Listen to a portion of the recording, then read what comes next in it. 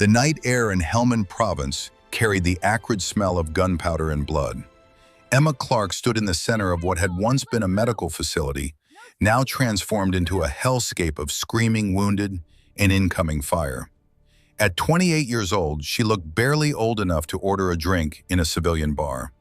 Her small frame, baby-faced features, and wide dark eyes made her appear closer to 19 than her actual age. Blood soaked through her combat uniform. Not all of it belonged to the soldiers she was treating. A Taliban round had punched through her chest 40 minutes earlier, missing her heart by less than 2 inches. She'd stuffed the wound with quick clot gauze, wrapped it tight, and continued working. There were 43 soldiers depending on her to keep them alive through this endless night. 43 lives hanging by threads she was desperately trying to hold together, with hands that wouldn't stop shaking. "Clark, you need to evacuate," Major Collins shouted over the chaos. Blood splattered across his face. "You're hit bad." Emma didn't look up from the soldier beneath her hands. Private First Class Martinez, 19 years old, with an abdominal wound that was bleeding faster than she could control it. "I'm the only one with surgical training, sir. I stay until everyone else is stable or dead." The words came out flat, matter of fact. This was her 58th combat casualty event. She'd learned long ago that emotion was a luxury she couldn't afford when people were dying. "That's an order, Clark." "With respect, sir, court-martial me later. Right now, Martinez dies if I leave." She didn't wait for his response.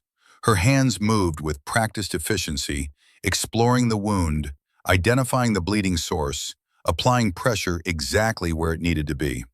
The world narrowed to this moment, this soldier, this choice between life and death that only she could make. Somewhere in the darkness, an RPG screamed overhead. This was the night that would break Emma Clark, the night that would earn her 5th Purple Heart, the night that would haunt her for the next 18 months, until she found herself stepping off a bus at Fort Campbell, Kentucky, desperately hoping nobody would recognize what she was, what she'd been, what she'd survived. But that night was still 12 hours away from its bloody conclusion, and 18 months away from Emma's arrival at a place that would either destroy her completely or teach her how to live with the weight of all those names she carried. She would remember every single one. 18 months earlier, Fort Campbell, Kentucky. The morning sun hit Emma's face as she stepped off the Greyhound bus, and for a moment she had to close her eyes against the brightness. Kentucky sunshine felt obscenely cheerful compared to the perpetual dust and danger of Afghanistan. Her worn duffel bag hung from one shoulder. Everything she owned in the world fit in that single bag. She'd traveled light for the last 10 years. It made running easier. Fort Campbell sprawled before her, a massive installation that had trained some of America's finest soldiers. The 101st Airborne Division called this place home. Screaming Eagles, warriors with a reputation for being the toughest, hardest, most uncompromising soldiers in the U.S. Army. Emma kept her head down and tried to look smaller than she already was. Other soldiers waited near the intake building, their postures radiating the easy confidence of people who belonged. They stood in small groups, swapping stories, their voices carrying that particular brand of military humor that came from shared hardship and mutual respect. Combat veterans, most of them. You could tell by the way they held themselves, the 1,000-yard stare that occasionally flickered behind their eyes. Emma had that stare too. She'd learned to hide it. Another fresh recruit, Staff Sergeant Marcus Rodriguez, muttered to the soldier beside him, watching Emma struggle slightly as she adjusted her bag. At 38, Rodriguez was a 20-year veteran with scars running down his left arm and the weathered face of someone who'd seen real combat. Gulf War, according to the ribbons on his uniform. He'd earned his place here the hard way. "Looks like she's never seen the inside of a barracks, let alone a battlefield," Corporal Tyler Stevens agreed, smirking. At 32, Stevens carried himself with the same alpha energy that defined career soldiers. Command must be getting desperate. Neither of them noticed the man watching from the second-floor window of the administration building. Colonel Richard Hayes stood with his arms crossed, his steel-gray eyes tracking Emma's progress toward the intake office. At 55, Hayes had the kind of presence that made junior officers straighten their spines and check their uniform buttons. 30 years of service, starting with 2 tours in Vietnam that had left him with a limp he never acknowledged and nightmares he'd learned to manage. In his right hand, he held a file folder marked "Classified" in red letters. The folder was 3 inches thick. Hayes had spent the last 6 hours reading every page, cross-referencing details, checking credentials, verifying the impossible. He'd called in favors from people at SOCOM, pulled strings with contacts at the Pentagon, and personally spoken to 3 different commanding officers who'd served with the woman now walking across his base, looking like a lost college student. Everything checked out. Every impossible detail was true. And now he was going to find out if the legend matched the reality. "Dr. Walsh," Hayes said without turning from the window, "come look at this." Dr. Jennifer Walsh, the base's chief medical officer, joined him at the window. At 48, she'd seen enough wounded soldiers to recognize trauma when it walked through her door. She studied Emma's careful movements, the way she scanned her surroundings, the unconscious tactical awareness in how she positioned herself. "That's her. That's her. She looks impossibly young." "That's the point." Hayes opened the file and pulled out a photograph. It showed Emma in full combat gear, covered in dust and blood, standing beside a helicopter in what appeared to be a forward operating base in Afghanistan. Her face was harder in the photo, her eyes carrying a weight that seemed impossible for someone so young. This was taken 6 months ago in Kandahar province. She just completed a 9-hour emergency surgery marathon. 17 casualties, all critical. She saved 15 of them. Dr. Walsh took the photo, studying it closely. "How old is she?" 28. "That's impossible. The experience level required for..." She enlisted at 17 with parental consent. First deployment at 18. She's been in combat zones for 10 consecutive years, with only minimal breaks stateside for retraining and recertification. "Doctor," Walsh looked back out the window. Emma had reached the intake building and disappeared inside. 10 years. That's not survivable, not psychologically. "No," Hayes agreed quietly. "It's not, which is why she's here." The intake officer was a stern-faced woman named Captain Morrison, with steel-gray hair pulled back in a tight bun. She'd been processing new arrivals at Fort Campbell for 12 years and prided herself on being able to assess a soldier in the first 30 seconds. She barely glanced up as Emma approached her desk. "Name?" "Emma Clark, ma'am." The voice was soft but clear. Captain Morrison's first assessment. Uncertain, probably nervous, definitely inexperienced. She made a note on her clipboard. "Specialty." "Combat medic, ma'am." Morrison's eyebrows raised slightly. Combat medics were respected positions, but looking at Emma's delicate appearance and nervous posture, she seemed better suited for administrative work. Still, stranger things had happened. Previous deployments. Emma hesitated for just a moment. It was a hesitation born not from uncertainty, but from knowing exactly what was about to happen. She'd played this scene dozens of times at different bases, different assignments, different moments in her career. Nobody ever believed her the first time. "Multiple, ma'am." "How many is multiple, soldier?" 5 tours, ma'am. 3 in Afghanistan, 2 in Iraq." The clipboard nearly slipped from Captain Morrison's hands. She looked up sharply, studying Emma's face with new interest. 5 tours was exceptional, even for career soldiers. Most people didn't survive that many deployments, especially in the kind of combat zones where the United States had been operating for the past 2 decades. Kandahar, Helmand Province, Fallujah, Ramadi. Those weren't places where baby-faced medics went for 5 tours and came back looking unblemished. Age? The question wasn't on Morrison's standard intake form, but she needed to know. 28, ma'am. The math didn't add up. Emma would have had to enlist straight out of high school and deploy almost immediately. then spend the next decade in nearly continuous combat rotation. That kind of deployment schedule broke even the toughest soldiers. The military had strict limits on consecutive deployments, precisely because the human mind could only take so much before it shattered. Captain Morrison made a note on Emma's file, marking it for supervisor review, and tried to keep the skepticism out of her voice. You'll be assigned to temporary quarters in Barracks 7. Report for morning formation at 0500 hours. Dismissed. Emma gathered her duffel and headed for the door, her shoulders tight with tension she couldn't quite release. She'd seen that look on Captain Morrison's face, the disbelief, the certainty that Emma was either lying or delusional, padding her service record with deployments that never happened. It was always the same. By the time Emma found Barracks 7 and claimed an empty bunk, word had already spread through the base like wildfire.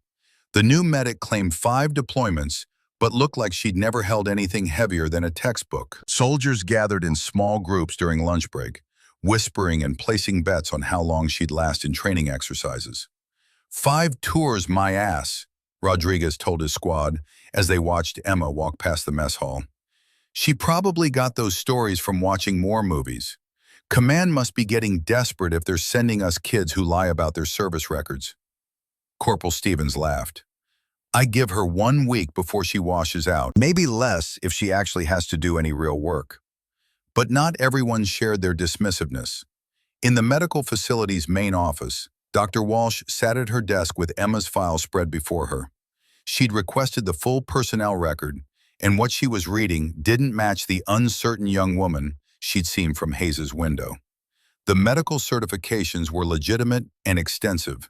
Advanced trauma life support, tactical combat casualty care, forward surgical team certification, wilderness medicine, high-altitude rescue medicine, chemical, biological, and radiological casualty care. The list went on for 3 pages. These weren't certifications you got from a classroom. They required hundreds of hours of hands-on experience under the most extreme conditions imaginable. Dr. Walsh turned to the psychological evaluations. Standard procedure required psych assessments after every deployment, and Emma had 10 years worth of them. The early evaluations were normal, showing the expected stress responses of a young medic dealing with her first exposure to combat trauma. But as the deployments continued, the evaluations began showing patterns that Walsh recognized immediately.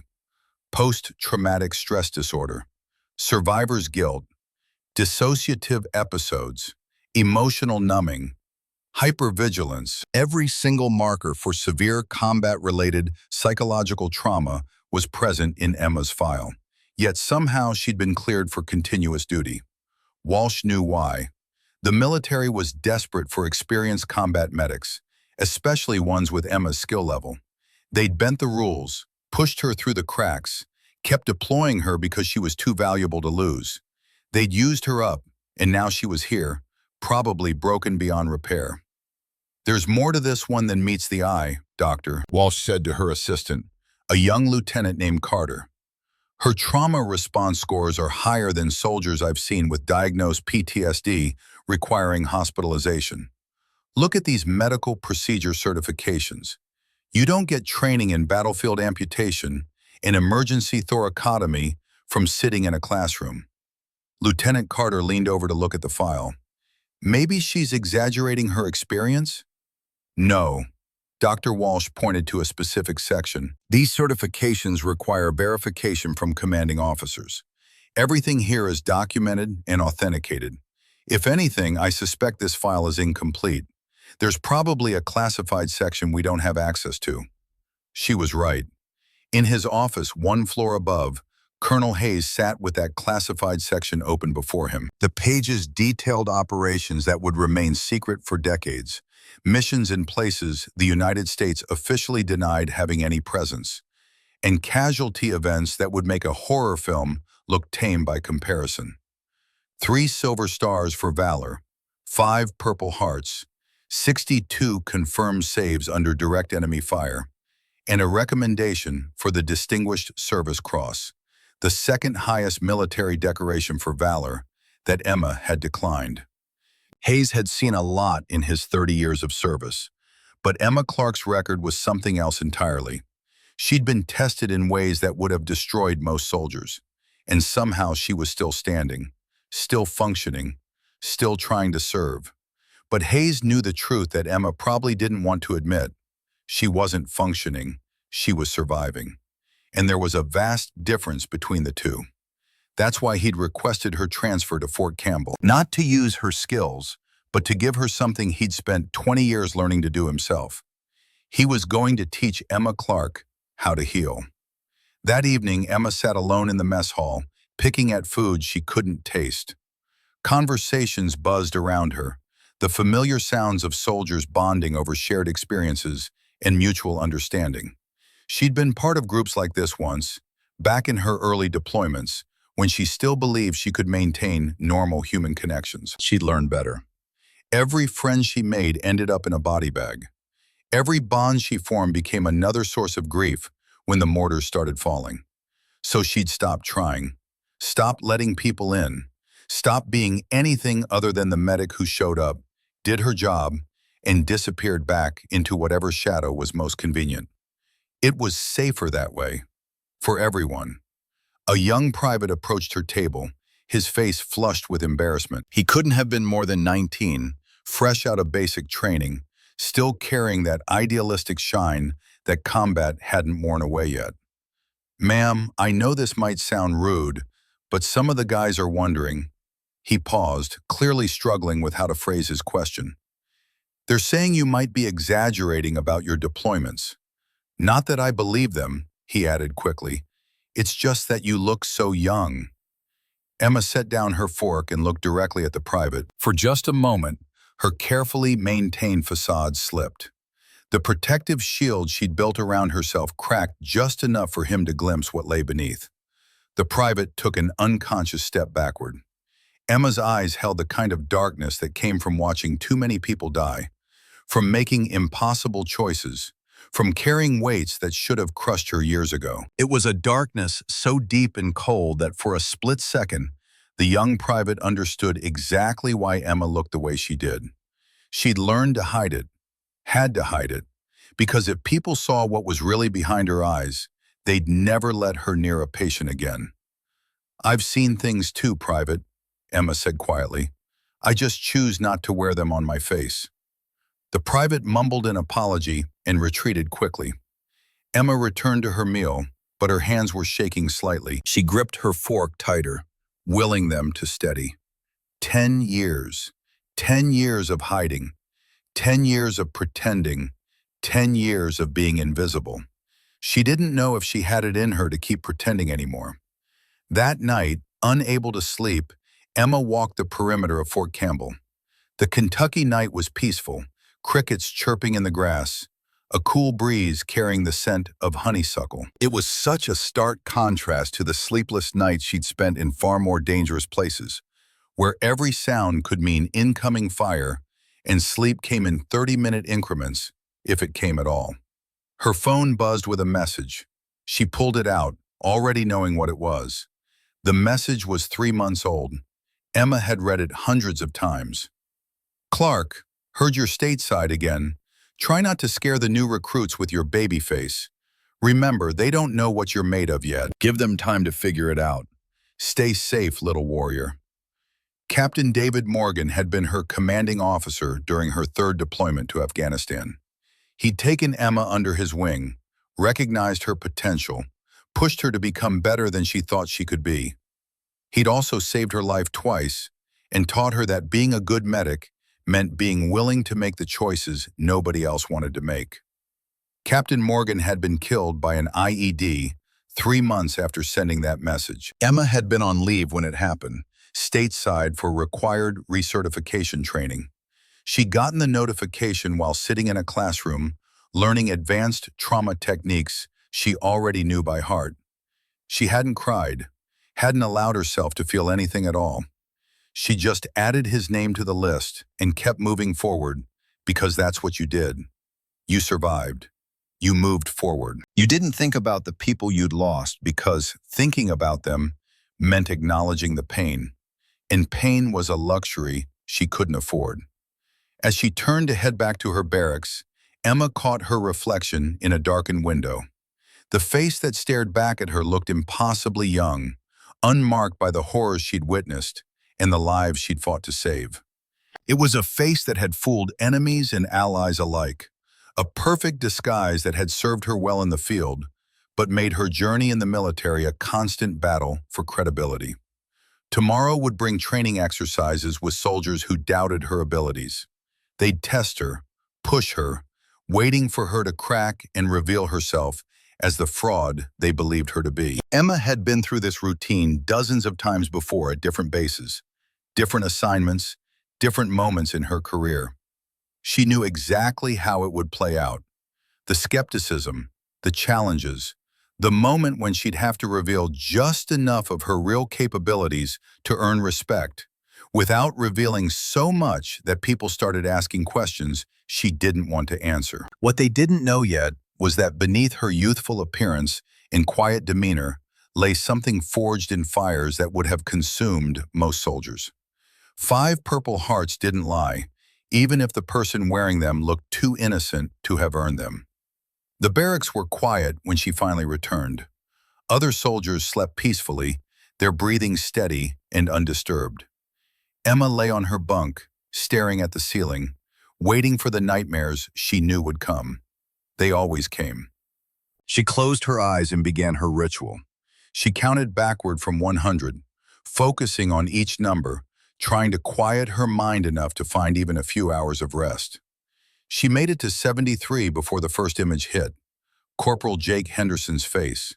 The moment the light left his eyes, Afghanistan, February 2023, the night that earned her 5th Purple Heart, the night that broke something inside her that she didn't think could be fixed. Emma's own voice, begging him to hold on just a little longer. The weight of his hand going slack in hers. She opened her eyes and stared at the ceiling until dawn. Tomorrow, Fort Campbell would begin testing her. Tomorrow, Colonel Hayes would begin implementing his plan. Tomorrow, Emma Clark would take the first steps toward either healing or complete destruction. But tonight, she was just another soldier lying in the dark, carrying ghosts nobody else could see, fighting battles nobody else knew existed. 5 Purple Hearts, and a heart that kept beating even though sometimes she wished it wouldn't. The alarms shrieked through the barracks at 0500 hours, but Emma Clark was already awake. She'd been staring at the ceiling for the past hour, her internal clock still locked to combat zone rhythms, where sleep came in stolen minutes and waking meant immediate threat assessment. Around her, soldiers groaned and stumbled out of their bunks, but Emma moved with quiet efficiency, making her bed with the kind of precision that came from muscle memory rather than thought. "Rise and shine, Clark," Corporal Stevens called from across the room. "Hope you're ready for some real training today, not whatever they taught you in that imagination of yours." Emma didn't respond. She'd learned long ago that words were wasted on people who'd already made up their minds. Actions spoke louder, and today would provide plenty of opportunities for action. The morning briefing was standard military efficiency. Captain Morrison outlined the day's training schedule. A 15-mile march with full pack, followed by weapons qualification at the range, then tactical drills. Basic stuff for experienced soldiers, potentially brutal for anyone unprepared. Emma shouldered her gear without complaint, though the 40-pound pack seemed to dwarf her small frame. Rodriguez watched with barely concealed amusement, nudging Stevens. $20 says she doesn't make it past mile 5. "I'll take that bet," Stevens replied. "But I'm saying mile 3. Look at her. She's practically buckling already." What they didn't see was how Emma adjusted the pack's weight distribution, shifting the load to her hips and shoulders in a way that came from years of humping gear through Afghanistan's mountains. What they didn't notice was how she checked her boots, her water supply, her medical kit with the practiced efficiency of someone who'd learned these rituals in places where mistakes got you killed. And they definitely didn't see Colonel Hayes watching from the command building's second-floor window, a slight smile on his weathered face. "She's going to surprise them," Dr. Walsh said, standing beside Hayes with her own coffee. "That's the point," Hayes replied. "Let them underestimate her. Let them think they know who she is. The revelation will be more effective that way." The march began at dawn, winding through Kentucky's rolling hills and dense forests. Within the first mile, the soldiers had naturally spread out according to their fitness levels and experience. The strongest and most seasoned took the lead, their pace steady and sustainable. Emma positioned herself deliberately in the middle of the pack, maintaining a pace that looked effortless despite the weight on her back. Her breathing was controlled, her steps measured. She'd done marches twice this distance in Afghanistan's mountains, while carrying wounded soldiers on improvised stretchers. Kentucky's gentle hills felt like a walk through a park by comparison, but she kept that knowledge to herself. Private Dylan Jackson, 19 years old with an eager face that hadn't yet learned the hard edges of real combat, fell into step beside her around mile 2. "How are you holding up?" he asked, genuinely curious rather than condescending. "Fine, thank you." "You've really done 5 deployments?" Emma glanced at him, reading the honest question in his expression rather than the skepticism she'd heard from others. "Yes." "What was it like?" The question was simple, but the answer was anything but. What was it like? How did you explain the weight of responsibility when you were the only thing standing between a wounded soldier and death? How did you describe the smell of blood and burned flesh that never quite left your nostrils? How did you convey the sound of someone calling for their mother as the life drained out of them? You didn't. Not to someone who hadn't been there. "It was what it needed to be," Emma said finally. "Just focus on your own march, Private, one foot in front of the other." By mile 5, the complaining had started in earnest. Blisters were forming, shoulders aching under heavy packs, legs burning from the constant uphill climbs. The temperature was rising with the sun, and even Kentucky's moderate climate felt oppressive under full gear. Emma remained silent. She developed a technique during her first deployment. Don't think about the distance. Think about the next step. Then the step after that. Break impossible tasks into manageable pieces, and suddenly they became possible. It was a philosophy that had kept her alive for 10 years. Private Noah Johnson, a muscular 19-year-old who looked like he should be playing college football, started showing signs of trouble around mile 8. His face was flushed deep red despite the relatively cool morning air. Sweat poured down his cheeks in sheets. His breathing became labored, ragged. Emma noticed immediately. She'd seen heat exhaustion and heat stroke too many times to miss the signs. Johnson's skin was too flushed, his movements becoming uncoordinated. He stumbled slightly over terrain that shouldn't have caused problems. "Johnson," Emma called quietly, "drink water." "I'm fine," he insisted, his words slightly slurred. No, he wasn't. Emma moved closer, watching his gait, his posture, the way he was starting to weave slightly. Classic progression toward heat stroke. In the desert, she'd seen soldiers go from walking to collapsed in less than 10 minutes once the symptoms reached this stage. By mile 10, Johnson was in serious trouble. His face had gone from flushed to pale and clammy. His eyes weren't quite focusing right. He stumbled again, catching himself on a tree. Emma grabbed his arm, feeling the heat radiating from his skin, the rapid flutter of his pulse under her fingers. "Sergeant Rodriguez," she called ahead. "Medical situation." Rodriguez jogged back, irritation clear on his face. "What now, Clark?" "Private Johnson is experiencing heat exhaustion, progressing toward heat stroke. He needs immediate intervention or he'll collapse within the next 10 minutes. Rodriguez looked skeptical. Johnson was standing upright, still conscious, even insisting he was fine. "He looks okay to me." Emma's voice became sharper, carrying an authority that seemed to come from nowhere. "Sergeant, his pulse is 140 and thready. His skin is hot and dry despite the temperature. He's showing early signs of altered mental status. In approximately 10 minutes, he'll collapse. In 20 minutes, his core temperature will reach dangerous levels. I strongly recommend we treat him now, rather than waiting for a full medical emergency." Something in her tone made Rodriguez pause. This wasn't the uncertain voice of a new recruit making a guess. This was the clinical assessment of someone who knew exactly what they were talking about, who'd seen this scenario play out enough times to predict its progression with disturbing accuracy. How do you know his pulse without checking? I did check. While you were walking back, radial pulse, carotid pulse, respiratory rate, skin signs, all consistent with Class 2 heat exhaustion, about to progress to Class 3. Rodriguez stared at her for a long moment, then looked at Johnson more carefully. The kid did look worse than he had a few minutes ago. And if Clark was right about the timeline, they had maybe 10 minutes before this became a serious problem requiring helicopter evacuation. What do you need? Emma was already pulling supplies from her medical kit. Johnson, sit down. That's not a request. Johnson sat heavily, and within moments, exactly as Emma had predicted, his condition deteriorated. His skin became clammy and pale. Confusion set in.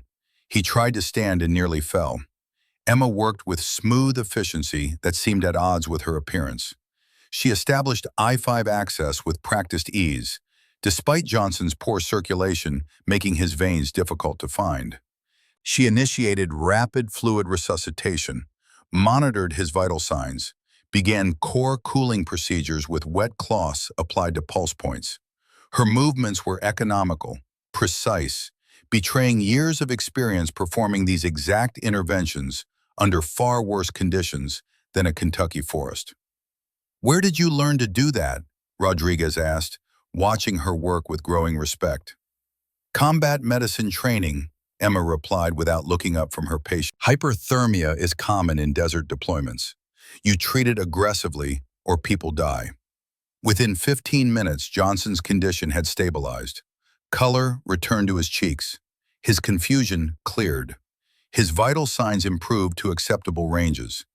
Emma helped him to his feet, ensuring he could walk steadily before allowing the march to continue. Rodriguez pulled her aside as the group reorganized. Clark, I owe you an apology. That was exceptional work. We all did our job, Sergeant. That's what matters. But Rodriguez shook his head. No, that wasn't just doing your job. That was the work of someone who's seen more medical emergencies than most of us will see in a lifetime. How old are you really? Emma met his gaze steadily. 28, Sergeant. And yes, I've really done 5 deployments. Word of the incident spread through the formation like wildfire. The small woman who looked like fresh training had just diagnosed and treated a medical emergency with the skill of a seasoned combat medic. Her predictions had been accurate to the minute. Her intervention had likely prevented a serious evacuation and possibly saved Johnson's life. Suddenly, her claims about multiple deployments didn't seem so far-fetched. The afternoon brought weapons training at the firing range. Emma approached with the same quiet confidence she'd shown during the medical emergency. Master Sergeant Williams, a grizzled range instructor with 30 years of service, handed her an M4 carbine. Let's see what you got, Clark. Take your time getting comfortable with the weapon. Emma accepted the rifle and examined it briefly. Her hands moved with automatic precision, checking the action, testing the sights, confirming the weapon was safe and functional. These were movements so ingrained she could have done them blindfolded. She loaded a magazine, assumed a prone position with textbook form, and fired 10 rounds in rapid succession at targets 200 meters downrange. Williams retrieved the target and stared at it for a long moment before showing it to the assembled soldiers. Every single round had hit within the bullseye. The grouping was tight enough to be covered by a man's palm. Lucky shots, Stevens muttered, though his voice carried less conviction than before. Williams raised an eyebrow. Let's try 500 meters then. Wind's picking up too. Should make it interesting. Emma adjusted her sights, compensated for wind and distance with the kind of mental calculations that came from extensive training, and fired another 10 rounds. This grouping was even tighter than the first. Williams checked the target twice, certain there must be some mistake. Where exactly did you train, Clark? Sniper school, Camp Pendleton. Advanced marksmanship at Fort Benning. desert warfare training in 29 Palms. Each location she named represented months of intensive training, the kind of specialized education reserved for soldiers being groomed for special operations or reconnaissance roles. Combat medics didn't typically receive sniper training unless they were attached to units that operated in particularly dangerous environments. What's your longest confirmed kill? The question came from Stevens, who no longer wore his earlier smirk. Emma paused, her expression growing distant. I'm a medic, Corporal. My job is to save lives, not take them. But when someone threatens my patients or my team, I do what's necessary. The evasive answer only heightened the mystery surrounding her. Williams made a note in his training log, marking Emma's marksmanship scores at expert level, then added a personal comment. Recommend evaluation for instructor position. That evening, several soldiers approached Dr. Walsh with questions about the new medic. The stories they told painted a picture of someone far different from the uncertain young woman who'd arrived just days earlier. Dr. Walsh pulled Emma's complete military file, requiring special security clearance to access the classified sections. What she found made her sit back in her chair and whistle softly. Emma Clark wasn't just any combat medic. According to her full record, she was a legend whose exploits have been carefully sanitized for security reasons. The classified sections detailed operations in places the United States officially denied having any presence, casualty events that would remain secret for decades, citations for valor that couldn't be made public without compromising ongoing operations. 3 silver stars, 5 Purple Hearts, 62 confirmed saves under direct enemy fire, and a recommendation for the Distinguished Service Cross that Emma had declined. Dr. Walsh picked up her phone and called Colonel Hayes. Sir, I've reviewed Clark's complete file. We need to talk about her psychological state. My office, 20 minutes. When Dr. Walsh arrived, Hayes was standing at his window, looking out over Fort Campbell's training grounds. The sun was setting, painting the sky in shades of orange and red that reminded him uncomfortably of tracer fire. She's a walking miracle and a ticking time bomb, Dr. Walsh said without preamble. Her psychological evaluations show severe PTSD, survivor's guilt, dissociative episodes. By rights, she should have been medically retired years ago, but she wasn't, Hayes said quietly, because the military needed her. We used her up, deployment after deployment, because she was too good at what she did, too valuable to lose. And now she's here, probably irreparably damaged, and we're going to what? Train her to be an instructor? Sir, she needs intensive therapy, not more responsibility. Hayes turned from the window. Dr. Walsh, how long have you been at Fort Campbell? 12 years. Then you weren't here when I arrived. You don't know my story. He moved to his desk and pulled out a different file, this one from the 1960s, the pages yellowed with age. Vietnam, 1968. I was 23 years old, fresh out of West Point, leading a platoon through the jungle near the Cambodian border. We walked into an ambush. 32 men under my command. 32 soldiers I was responsible for keeping alive. Hayes's voice remained steady, but his hands tightened on the file folder. I was the only survivor, spent 3 days in that jungle, hiding among the bodies of my men, waiting for rescue. When they finally pulled me out, I was covered in their blood and carrying 32 names I couldn't forget. Dr. Walsh remained silent, understanding dawning in her eyes.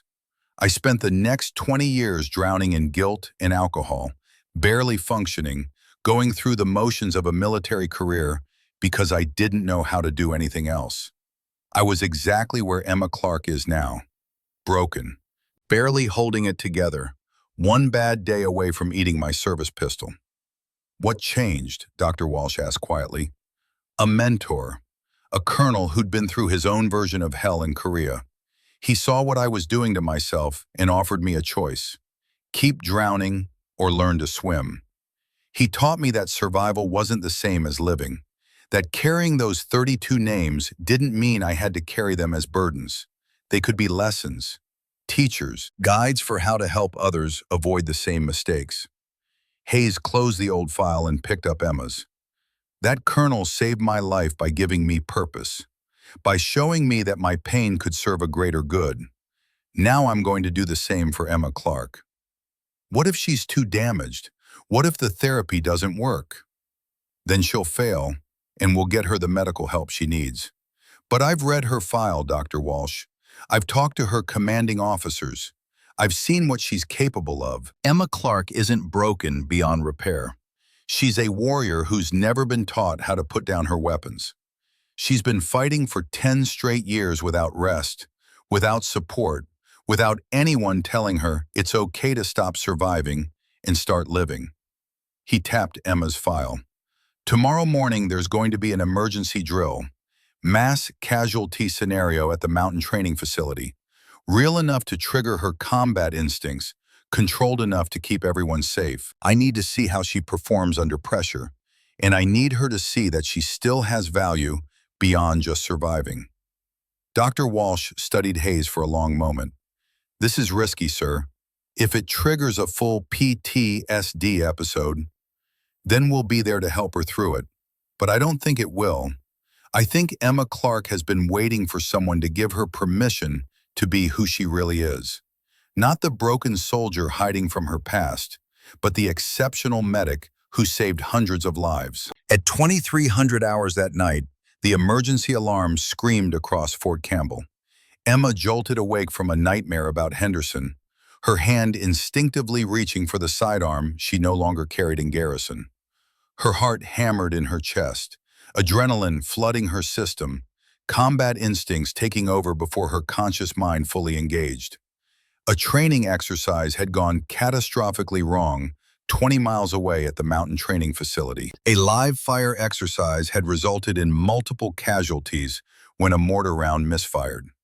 The base's rapid response team was being deployed immediately, and every qualified medic was needed. Emma was pulling on her boots when Sergeant Rodriguez burst into the barracks. "Clark, you're with the emergency medical team. We've got multiple wounded and need every qualified medic we can get. Move!" The helicopter ride to the mountain facility was tense and silent. Emma sat among 4 other medics, all of whom had significantly more official experience than they believed she possessed. Dr. Walsh sat across from her, studying Emma's face in the dim cabin lighting. "Clark," Dr. Walsh said over the rotor noise, "this is going to be intense. Mass casualty situations are different from anything you might have trained for.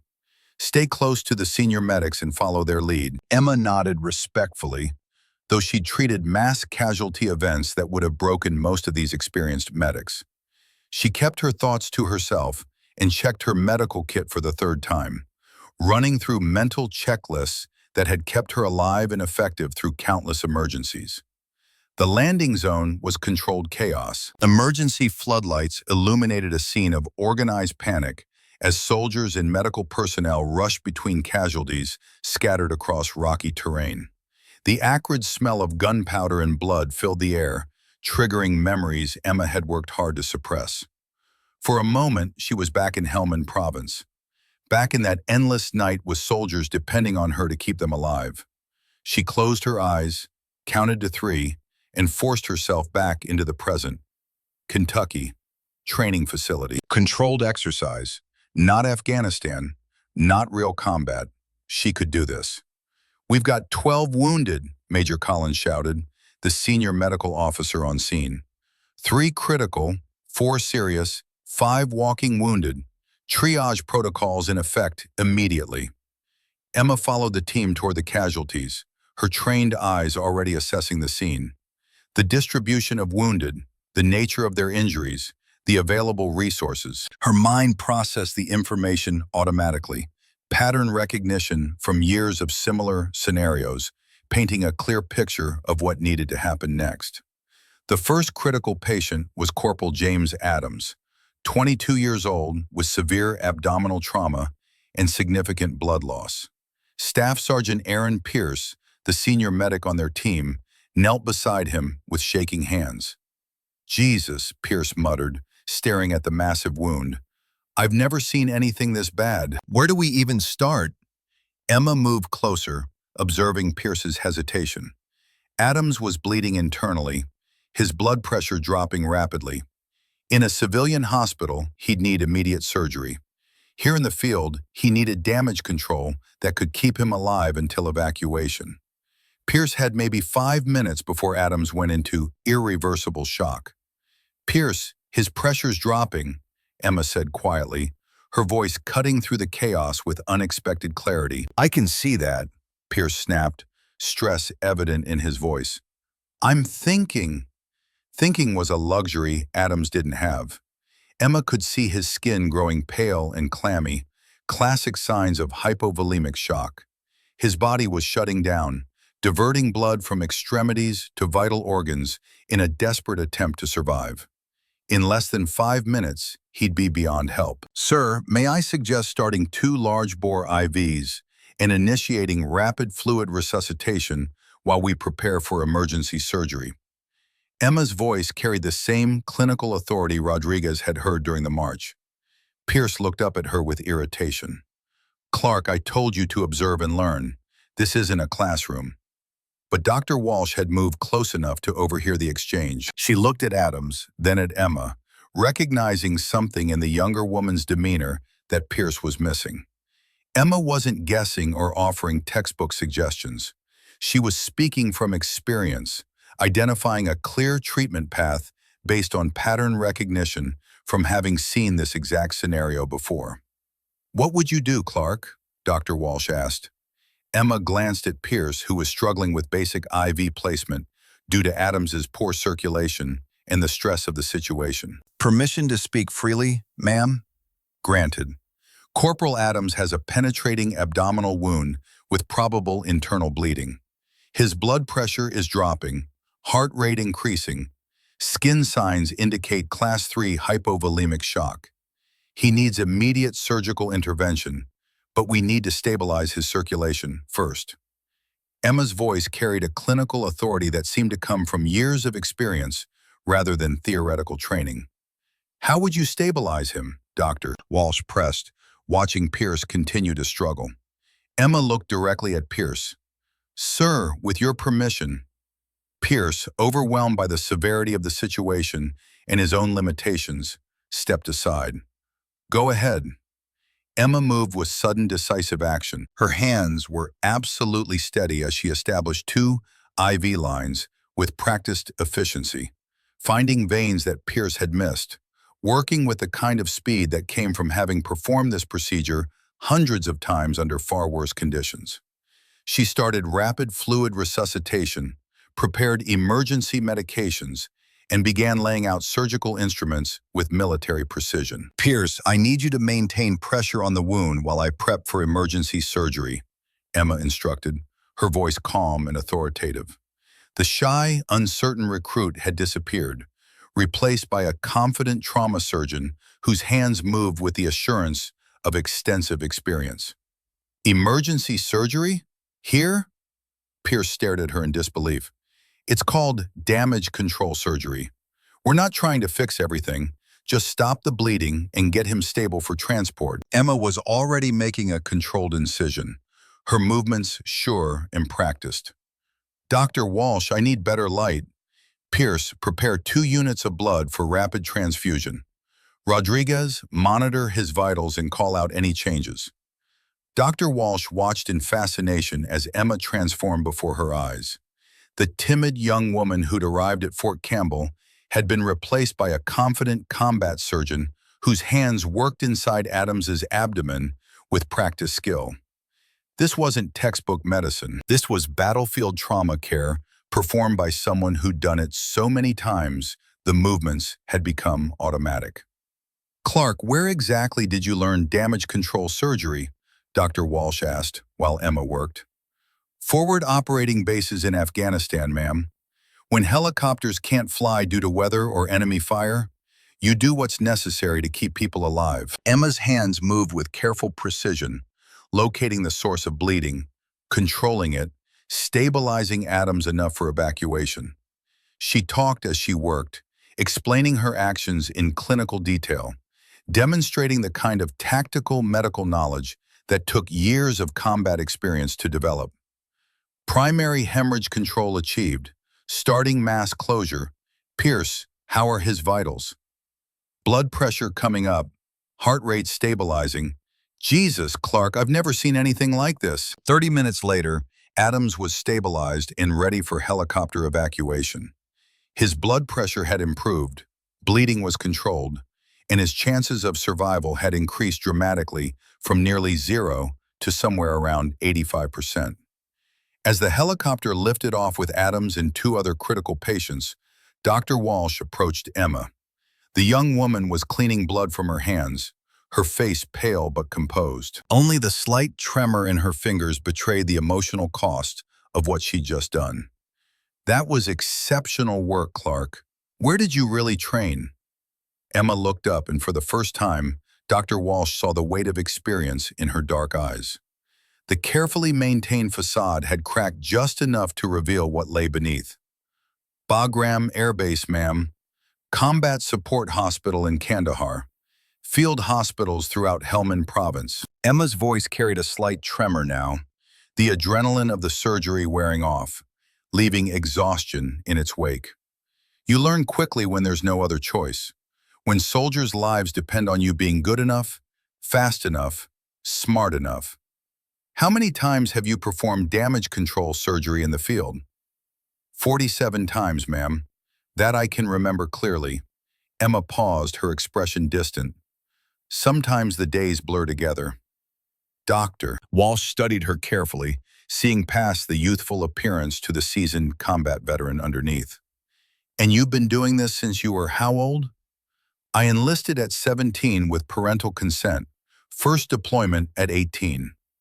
Emma's hands had stopped trembling now, clinical detachment reasserting itself.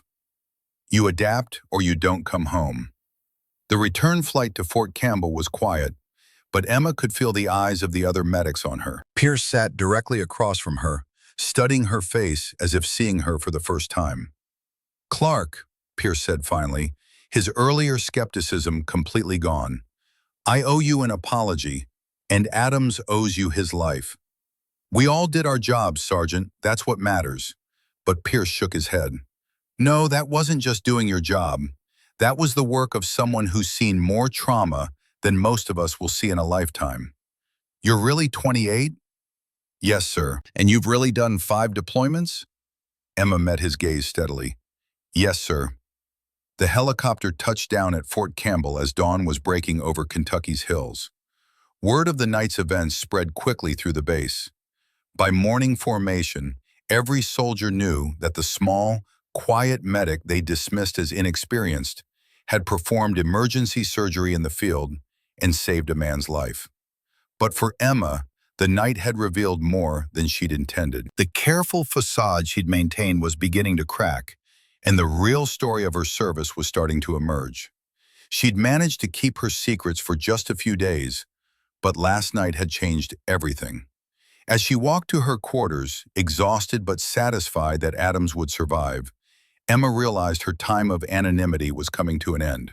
Soon, people would start asking harder questions about her past, and she'd have to decide how much of the truth she was willing to reveal. She didn't know yet that Colonel Hayes had been watching everything unfold exactly according to his plan, that he'd orchestrated the entire scenario to force Emma to reveal her capabilities, to show her that she still had value beyond just surviving.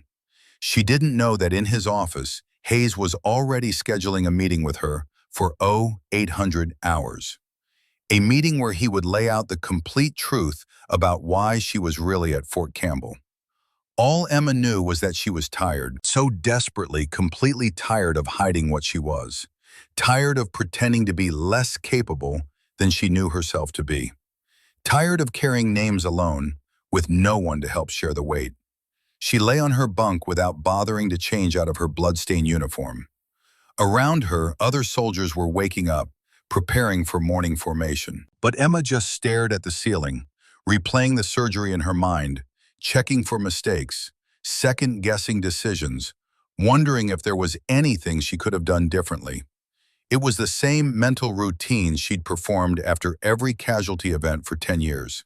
The endless loop of analysis and self-criticism that kept her sharp in the field, but tortured her afterward. Somewhere in the medical facility, Adams was being stabilized for transport to a trauma center. He would live. He would go home to his family. He would have a life beyond this moment. Emma had given him that gift, but she couldn't give the same gift to Henderson, or Wilson, or Thomas, or Morgan, or any of the others. They were gone, and no amount of skill or determination or sacrifice could bring them back. That was the weight Emma Clark carried, not just the memory of those she'd lost, but the knowledge that no matter how good she became, no matter how hard she tried, she couldn't save everyone. Some people died despite your best efforts, and learning to live with that truth was the hardest lesson combat had ever taught her. Colonel Hayes stood at his window, watching the sunrise paint Fort Campbell in shades of gold and amber. In a few hours, he would call Emma into his office and begin the real work of teaching her how to transform pain into purpose. But for now, he let her rest. She'd earned it. Emma Clark stood outside Colonel Hayes' office at 07:55 hours, her dress uniform crisp despite having only 2 hours of sleep. The morning sun streamed through the hallway windows, casting long shadows that seemed to reach toward the closed door like fingers grasping for secrets she'd kept hidden for too long. She knew what was coming, had known from the moment Rodriguez appeared in the barracks with orders for her to report. The mountain rescue operation had torn away her carefully constructed disguise, and now she would face the consequences of being seen. The door opened before she could knock. "Come in, Clark. Sit down." Colonel Hayes' voice carried the weight of authority earned through decades of service. But there was something else beneath it. Understanding, maybe, or recognition. Emma entered and took the chair across from his desk, her posture rigidly military, her hands folded in her lap. Hayes studied her for a long moment before speaking, his steel-gray eyes missing nothing. The dark circles under her eyes, the tension in her shoulders, the way her fingers trembled slightly before she consciously stilled them. "I've been reading your file," Hayes began, tapping a thick folder on his desk. "The complete file, not the sanitized version they give to commanding officers." Emma's jaw tightened, but she said nothing. Hayes opened the folder and began reading. 5 deployments across 3 countries, 62 confirmed saves under direct enemy fire, 3 silver stars for valor, 5 purple hearts. He looked up at her. "The purple hearts are what interest me most, Clark. 5 separate occasions where you were wounded in combat, but continued to perform your duties. Would you like to tell me about them?" "Sir, if it's all the same to you, I'd rather not discuss the details." "I'm afraid it's not all the same to me, soldier." Hayes' voice remained gentle but firm. "Your record shows extraordinary service, but your behavior here suggests someone trying very hard to hide that service. I need to understand why." He opened to a specific page. "Let's start with the first one. Kandahar Province, March 2019. You were attached to Forward Operating Base Chapman when it came under sustained attack. According to the report, you treated 14 wounded soldiers for 6 hours while under direct fire, despite taking shrapnel to your left shoulder. The citation says you refused evacuation until all wounded were stabilized." Emma's hands clenched in her lap. The memory came flooding back whether she wanted it or not. The sound of incoming mortars, the screams of wounded soldiers, the feeling of warm blood running down her arm as she worked to save others. Captain Morgan's voice cutting through the chaos, telling her to hold on, to stay focused, to keep working. "It was my job, sir. Your job was to treat the wounded, not to refuse medical evacuation for yourself." Hayes turned another page. "Yet you did it again in Iraq 6 months later. RPG attack on your convoy. You sustained blast injuries and a concussion, but continued treating casualties for 3 hours. Again, you refused evacuation." Each citation brought back Emma had worked desperately to suppress.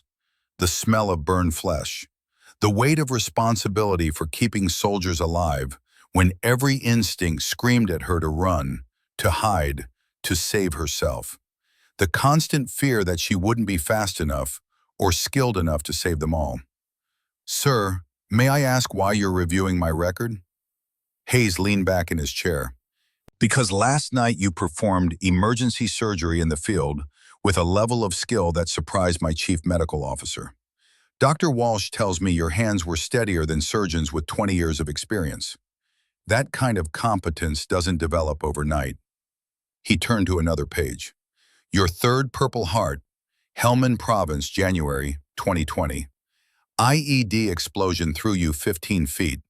You suffered a concussion and multiple lacerations, but immediately began treating other casualties. The report says you worked for 4 hours before anyone realized you were injured. Emma's breathing became shallow. Helmand. That was where she'd saved Rodriguez's brother, where she'd learned that being good at your job sometimes meant ignoring your own pain until everyone else was taken care of. The fourth one is particularly impressive, Hayes continued. Bagram Air Base, June 2021. Mortar attack on your base. You took shrapnel in your leg and back, but continued running between casualties under active bombardment. Witnesses say you saved at least 8 soldiers that day, including a critically wounded captain. Captain Morgan. Emma closed her eyes briefly, seeing his face, hearing his voice as he told her to keep teaching, to not let his death be meaningless. He died 3 months later, and she'd added his name to a list that was already too long. Sir, I'd really prefer not to discuss this. Hayes studied her carefully. Why, Clark? These are commendations for extraordinary heroism. Most soldiers would be proud of this record. Emma was quiet for a long moment, staring at her hands. When she finally spoke, her voice was barely above a whisper. Because every Purple Heart represents a day when I couldn't save everyone, sir. Each one reminds me of the soldiers who didn't make it home because I wasn't good enough or fast enough or smart enough to keep them alive. The admission hung in the air between them. Hayes had expected many answers, but not this level of survivor's guilt. Not this degree of self-blame for circumstances far beyond any medic's control. How many soldiers have you lost, Clark? 43, sir. The number came out immediately, precisely. 43 soldiers died while under my care across 5 deployments. I remember all their names. And how many did you save? Emma looked up, confusion in her eyes. Sir, your record shows over 300 confirmed saves. Soldiers who are alive today because of your actions. Why don't you remember those numbers as clearly? Emma had no answer. She'd never thought about it that way. The faces of the dead haunted her dreams, but she rarely considered the hundreds of soldiers who'd gone home to their families because of her skills. Hayes closed the file and leaned forward. Clark, I'm going to tell you something that might surprise you. Your record doesn't just show exceptional medical skills. It shows exceptional leadership under the worst possible conditions. 5 separate commanding officers recommended you for battlefield commission to officer rank. You declined all of them. Why? Because officers make decisions that get people killed, sir. I wanted to save lives, not risk them. I understand that sentiment, Hayes said quietly, but I think you're selling yourself short. Leadership isn't about making perfect decisions. It's about making the best decisions possible with incomplete information under extreme pressure. You've been doing that for 10 years. He opened the file to the last page. Your 5th Purple Heart, Afghanistan, February 2023. Your base was overrun by enemy forces. You spent 12 hours treating wounded while the perimeter collapsed around you. According to witnesses, you organized the defense of the medical facility, coordinated evacuations, and kept wounded soldiers alive until reinforcements arrived. You took a bullet to the chest and kept working. Emma's breathing became ragged. That night, the night that had finally broken something inside her that she didn't think could be fixed. The citation recommends you for the Distinguished Service Cross, Hayes continued, the second highest decoration for valor. You declined that too. Why? I didn't deserve it, sir. Why not? Emma's composure finally cracked. Tears began running down her cheeks as 10 years of suppressed trauma came to the surface. Because I couldn't save them all, sir. Lieutenant Morrison bled out in my hands because I couldn't get to him fast enough. Sergeant Williams died because I ran out of blood products. Corporal Jackson died because I couldn't perform surgery while taking enemy fire. 43 names, sir.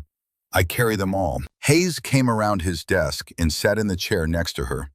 His voice was gentler now, that of a father rather than a commanding officer. Clark, you've carried this burden alone for too long. Those soldiers didn't die because you failed them. They died because war is hell, and sometimes good people don't come home despite everyone's best efforts. It doesn't feel that way, sir. I know it doesn't. Hayes paused and spoke with careful deliberation. Vietnam, 1968. I was 23 years old, leading a platoon through the jungle near the Cambodian border. We walked into an ambush, 32 men under my command. I was the only survivor.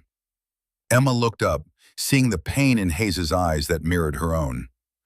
I spent the next 20 years drowning in guilt and alcohol, barely functioning, going through the motions because I didn't know how to do anything else. I was exactly where you are now, Clark. Broken, barely holding it together, one bad day away from eating my service pistol. What changed, sir? A mentor, a colonel who'd been through his own version of hell in Korea. He saw what I was doing to myself and offered me a choice. Keep drowning or learn to swim. He taught me that survival wasn't the same as living, that carrying those 32 names didn't mean I had to carry them as burdens. They could be lessons, teachers, guides for how to help others avoid the same mistakes. Hayes pulled out another folder, this one containing Emma's psychological evaluations and a detailed proposal. I'm offering you what saved me, Clark. Purpose. I'm recommending you for promotion to warrant officer and assignment to our Special Operations Medical Team as an instructor. You'll train other medics in combat trauma care. Share your experience with soldiers heading into deployment. Emma shook her head. Sir, I don't think I'm ready for that kind of responsibility. Clark, you've been ready for that responsibility for years. You just haven't realized it yet. Hayes stood and extended his hand. Think about it, but understand this. Hiding your experience and skills doesn't honor the soldiers you've saved or the ones you've lost. Sharing what you know might prevent other medics from losing soldiers the way you have. Emma left Hayes's office in a daze. The conversation had cracked something open inside her that she'd kept locked away for years. For the first time, someone had seen past her carefully constructed walls and offered not judgment, but understanding. The next morning, Emma was walking to the training facility when Rodriguez intercepted her in the hallway. His usual confident swagger was gone. He looked uncertain, almost vulnerable. Clark, I need to talk to you. About Helmand, January 2020. Emma stopped. Helmand, the IED. 8 casualties. She remembered them all. What about it, Sergeant? Rodriguez pulled out his phone, showed her a photo. A young soldier, early 20s, with Rodriguez's eyes and jawline. Corporal Miguel Rodriguez, my little brother. He was there. The IED attack. Emma's breath caught. She remembered. The kid with the severed femoral artery. She'd had maybe 90 seconds before he bled out. She'd clamped the artery with her bare hands, held pressure for 40 minutes until the medevac arrived. I remember him, Emma said quietly. He's alive because of you. Lives in Texas now. Wife. 2 kids. Coaches Little League. Rodriguez's voice cracked. I didn't know it was you. When you arrived here looking like... I didn't connect it. But last night I called Miguel. Described you. He remembered. The small medic who wouldn't let go. Who kept telling him to stay awake. To think about home. He straightened to attention and saluted her. I owe you an apology, ma'am. And a debt I can never repay. My brother's alive because you were good enough, fast enough, and brave enough. Thank you. Emma returned the salute, throat tight. This was why she did it. Not for the medals or the recognition, for moments like this. For Miguel Rodriguez coaching Little League in Texas. Your brother earned his survival, Sergeant. He fought hard. So did you. Rodriguez dropped the salute. If you ever need anything, anything at all, you call me. Understood? Understood, Sergeant. As Rodriguez walked away, Emma felt something shift inside her. Maybe Hayes was right. Maybe she needed to remember the 300 as clearly as she remembered the 43. Miguel Rodriguez was one of 300 reasons why her pain had purpose. 2 weeks later, Emma stood before a classroom of 20 combat medics, her hands trembling slightly as she faced the group. The promotion to warrant officer had come through faster than expected, along with orders to develop and lead a new advanced trauma training program.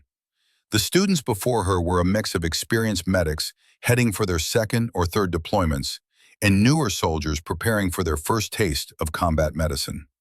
All of them looked older and more confident than Emma appeared, and she could see skepticism written plainly on their faces. Sergeant Kyle Baker, a burly 29-year-old with multiple deployment patches on his uniform, didn't wait for her to begin. Ma'am, with respect, what qualifies you to teach advanced trauma care? You look like you just finished basic training. The comment drew snickers from several students. Emma had expected this reaction, had prepared for it.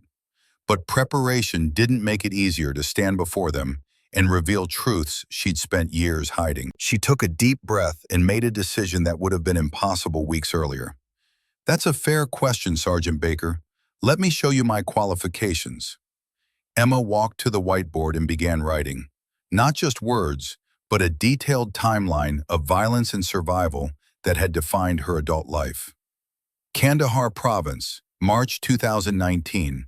Forward Operating Base Chapman, 6-hour firefight, 14 casualties treated under direct enemy fire while I had shrapnel in my shoulder. She turned to face the class.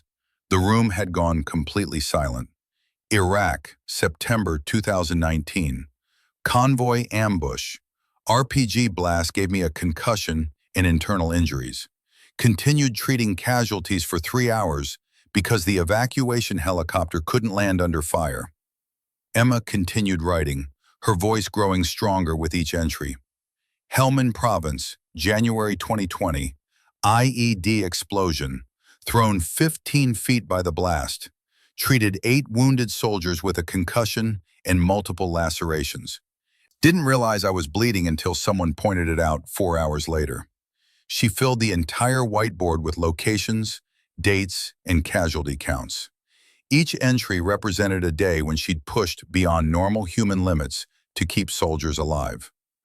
Bagram Air Base, June 2021. Mortar attack during medical evacuation. Took shrapnel in my leg and back. Continued running between casualties because they needed help more than I needed treatment. When she finished writing, Emma turned back to the class. Every face was now focused intently on her, skepticism replaced by growing respect and amazement. Afghanistan, February 2023. Taliban overran our position. 12 hours of continuous combat while treating wounded. Organized the defense of our medical facility. Coordinated evacuations. Performed surgery while taking enemy fire. Took a bullet in the chest and kept working until reinforcements arrived. The silence in the classroom was absolute. Several students were staring at the whiteboard with expressions of disbelief. 5 deployments, 5 Purple Hearts, 3 Silver Stars, over 300 confirmed saves. Emma's voice carried across the room with quiet authority. I look young because I started this job when I was 18 years old. I've been saving lives in combat zones for 10 years. Sergeant Baker cleared his throat, his earlier skepticism completely gone. Ma'am, I apologize. I had no idea. Emma nodded and moved to stand directly in front of the class. The reason I'm telling you this isn't to impress you. It's to establish that everything I'm about to teach you comes from real experience, not textbooks. When I show you how to treat a sucking chest wound, it's because I've done it under fire. When I teach you damage control surgery, it's because I've performed it in conditions you can't imagine. She picked up a medical mannequin and placed it on the front table. But more importantly, I'm going to teach you things that aren't in any manual. I'm going to teach you how to make life or death decisions when you're scared, exhausted, and running out of supplies. I'm going to teach you how to keep working when you're wounded. And I'm going to teach you how to live with the choices you make. Private Chen, a young medic scheduled for her first deployment, raised her hand hesitantly. Ma'am, how do you deal with losing patients? How do you keep going when someone dies? Emma paused. The question hit closer to home than Chen could possibly know. That's the hardest part of this job, Chen. You will lose patience. Good soldiers will die despite your best efforts. The key is learning to focus on the ones you can save, rather than dwelling on the ones you can't.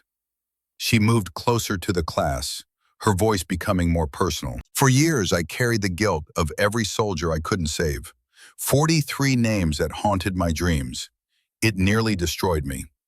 But recently, someone pointed out that I was forgetting about the 300 soldiers who went home to their families because of the work I did. Emma walked back to the whiteboard and wrote a large number, 300 plus. This is why we do this job.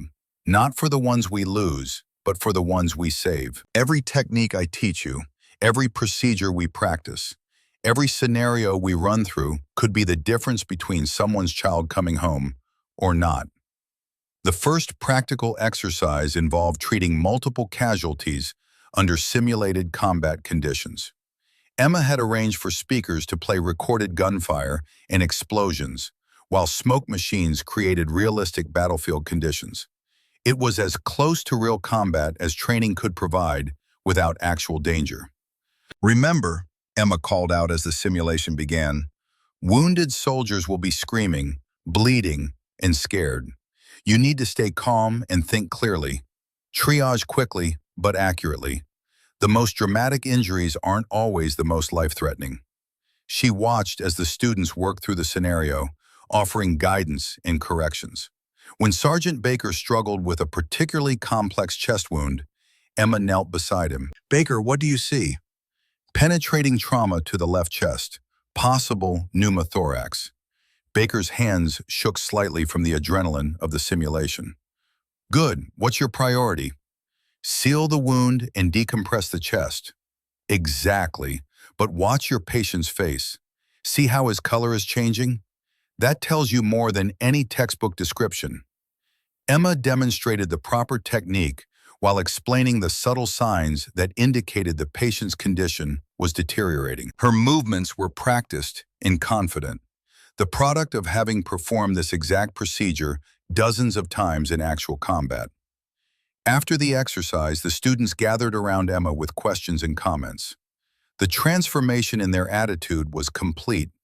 Word of her real background had spread throughout Fort Campbell, and soldiers who had dismissed her weeks earlier now sought her guidance with genuine respect. That evening, Dr. Walsh visited Emma in her new office, a space equipped with the latest medical training equipment and anatomical models. How was your first day as an instructor? Dr. Walsh asked, settling into a chair across from Emma's desk. Harder than I expected, Emma admitted. Talking about those experiences brings back a lot of memories I'd rather keep buried. But necessary memories for training the next generation of medics. Emma nodded slowly. I never thought about it that way before. For years, I saw my experiences as failures, as proof that I wasn't good enough. Now I'm starting to see them as lessons that could help others. Dr. Walsh leaned forward. Emma, can I ask you something personal? What made you finally decide to accept this assignment? Emma was quiet for a moment, considering the question. I realized that hiding from my past wasn't honoring the soldiers who died or the ones who lived. If my experience can help one medic save one more life, then maybe all the pain and guilt I've carried will mean something. And how are you sleeping? Better, actually. The nightmares are still there, but they're different now. Instead of just seeing the faces of soldiers I couldn't save, I'm starting to remember the ones I did save. It's a start. Dr. Walsh smiled. It's more than a start, Emma.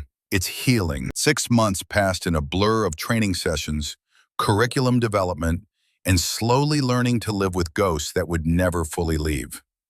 Emma threw herself into teaching with the same intensity she'd once reserved for saving lives under fire. Each student became a personal mission, each lesson a chance to prevent future tragedies.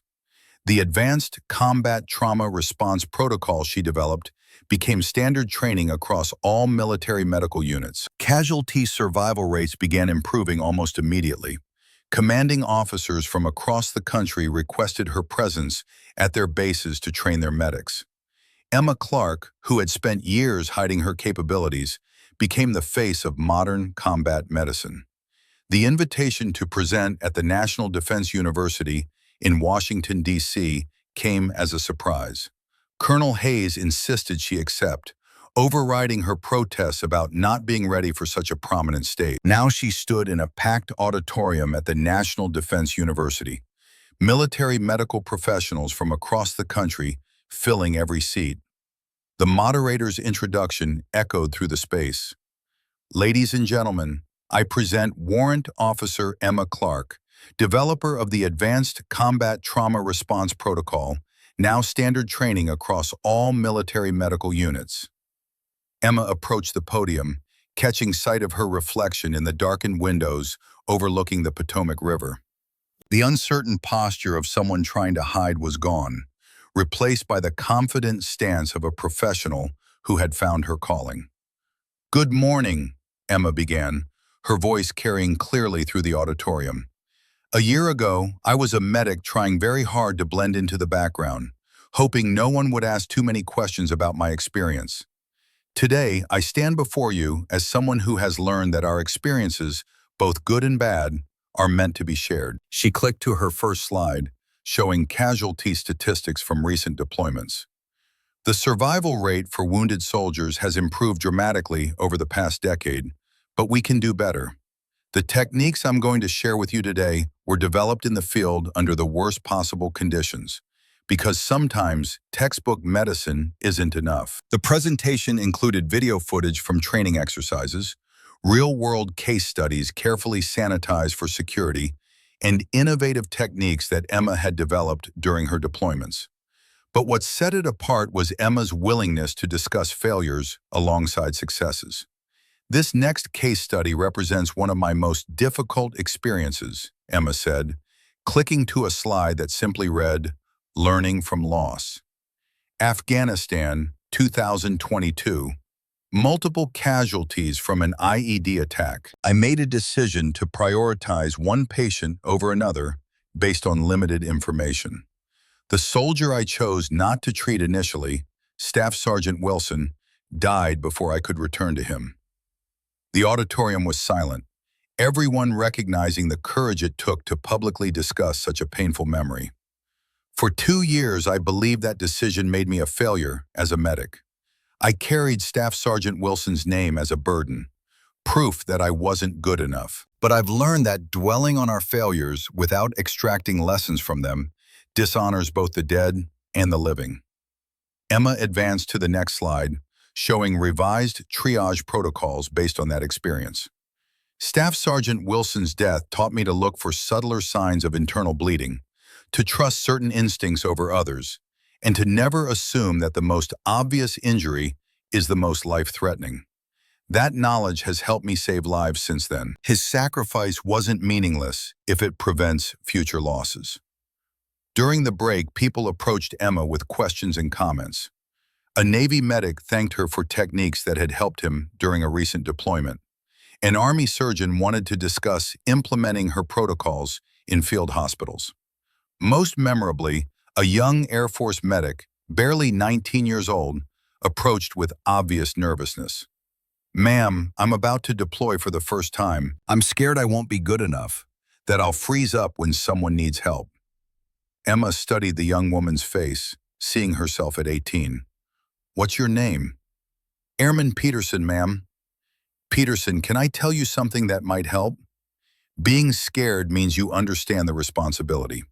The medics who worry about being good enough usually are. The ones who think they know everything are the dangerous ones. She handed Peterson her business card. When you get back from deployment, come find me. We'll talk about whatever you experienced. Deal? Yes, ma'am. Thank you. After the conference, Emma found herself walking along the Potomac River with Dr. Walsh. The early evening air was crisp, and the lights of Washington reflected off the dark water.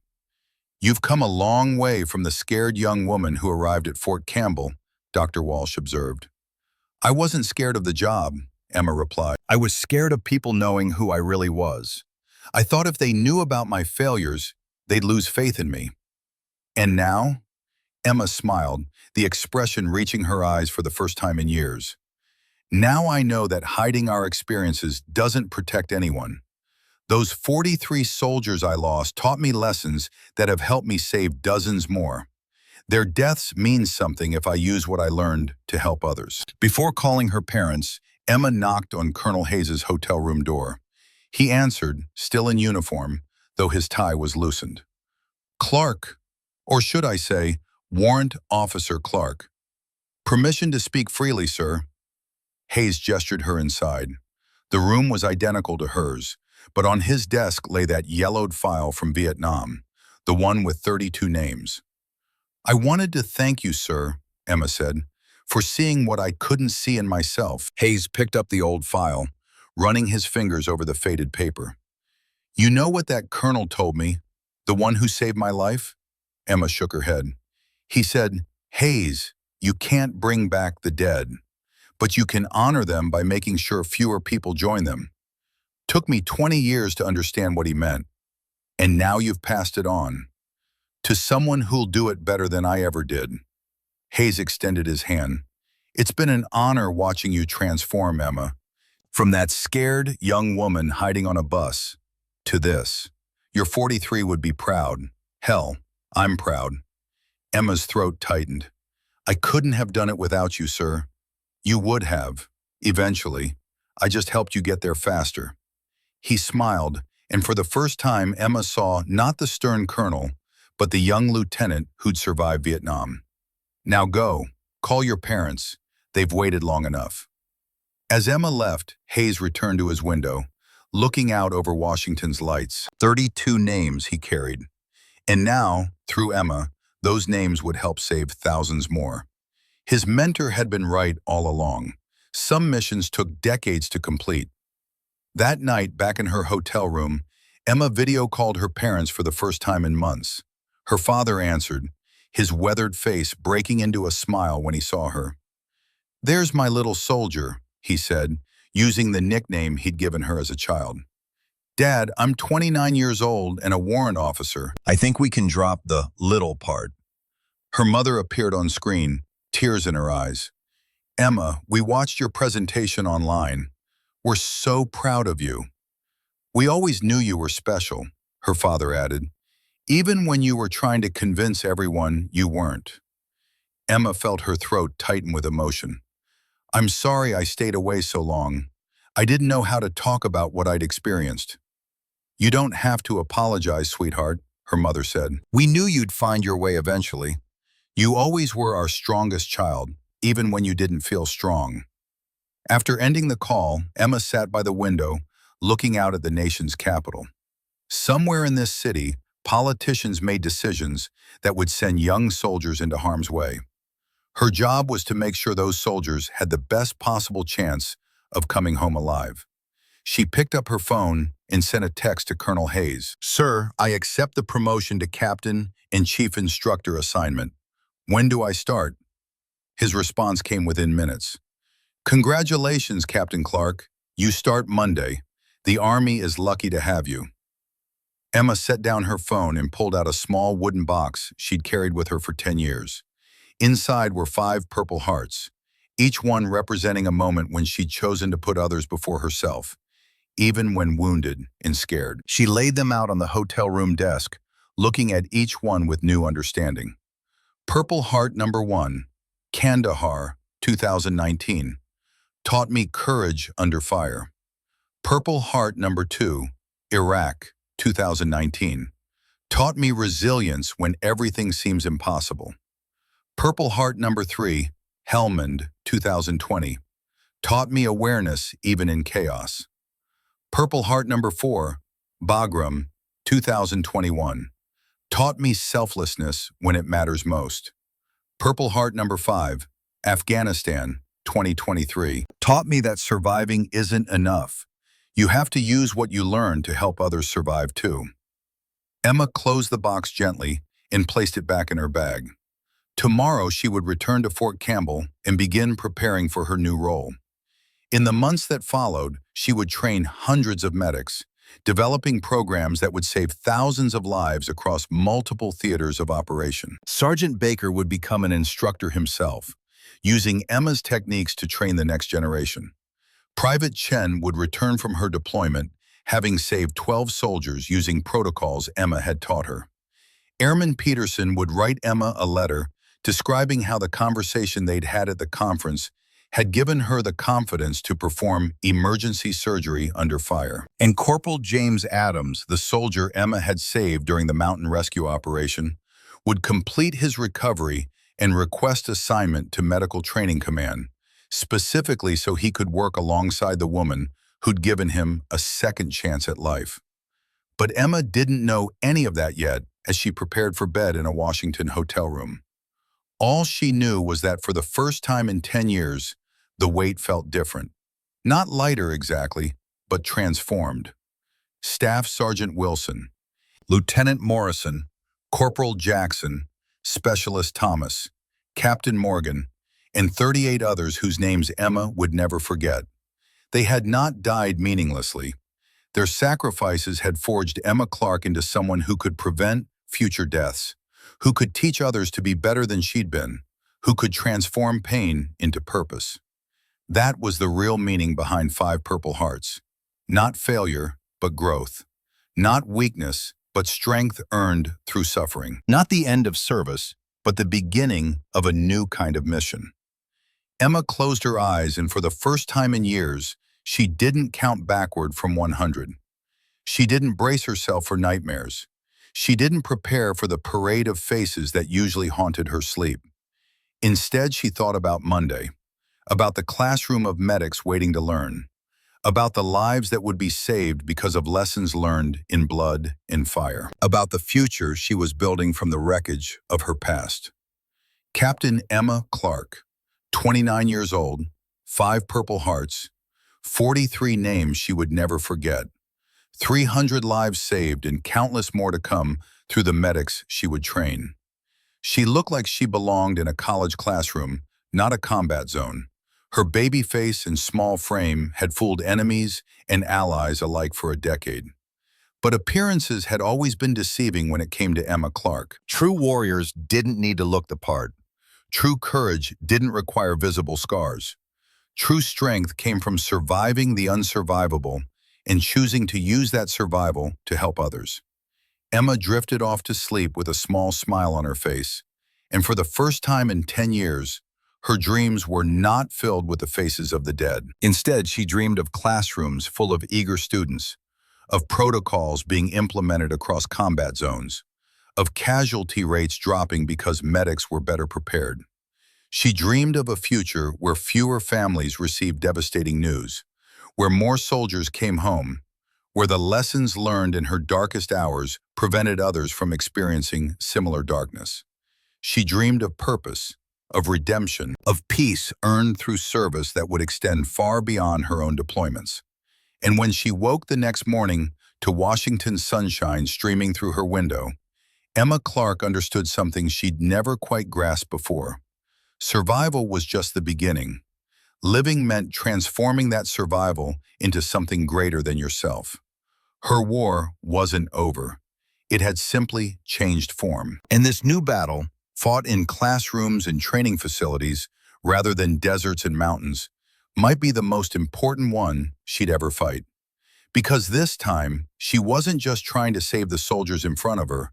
She was trying to save all the soldiers she'd never meet, through the medics she'd train, through the protocols she'd develop, through the legacy she'd build from ashes and blood, and 43 names that would forever guide her forward. Captain Emma Clark reported for duty at Fort Campbell the following Monday, ready to begin the next chapter of her service. The small woman with the baby face in the impossible record was finally home. Not because she'd found a place, but because she'd found her purpose. And that made all the difference.